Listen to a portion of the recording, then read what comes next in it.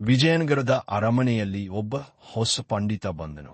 ಅವನು ತನ್ನ ಜ್ಞಾನವನ್ನು ತುಂಬಾ ಹೆಮ್ಮೆಪಟ್ಟು ಎಲ್ಲರಿಗೂ ತೋರಿಸುತ್ತಿದ್ದ.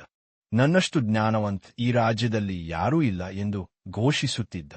ರಾಜ ಕೃಷ್ಣದೇವರಾಯರು ಅವನ ಅಹಂಕಾರ ಗಮನಿಸಿ ತೆನಾಲಿ ರಾಮಕೃಷ್ಣನನ್ನು ಕರೆದು, ಈ ಪಂಡಿತನ ಅಹಂಕಾರವನ್ನು ಸ್ವಲ್ಪ ಕಡಿಮೆ ಮಾಡಬಹುದೇ ಎಂದು ಕೇಳಿದರು. ಮರುದಿನ ತೆನಾಲಿ ಆ ಪಂಡಿತನಿಗೆ ಹಸಿ ಬಾಳೆಹಣ್ಣು ಕೊಟ್ಟು, ಇದು ಬಹಳ ಅಪರೂಪದ ಹಣ್ಣು.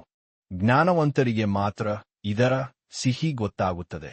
ದಯವಿಟ್ಟು ತಿನ್ನಿ ಎಂದ. ಪಂಡಿತನು ಹಸಿ ಬಾಳೆಹಣ್ಣು ಕಹಿಯಾಗಿದ್ದರೂ ತನ್ನ ಮಾನ ಉಳಿಸಿಕೊಳ್ಳಲು, ಎಷ್ಟು ಸಿಹಿಯಾಗಿದೆ ಎಂದು ಹೇಳಿದ.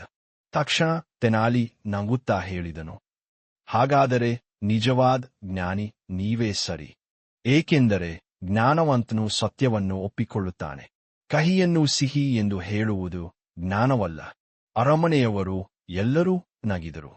ಪಂಡಿತನಿಗೆ ತನ್ನ ತಪ್ಪು ಅರ್ಥವಾಗಿ ಅಹಂಕಾರ ಬಿತ್ತು ವಿನಮ್ರನಾದ.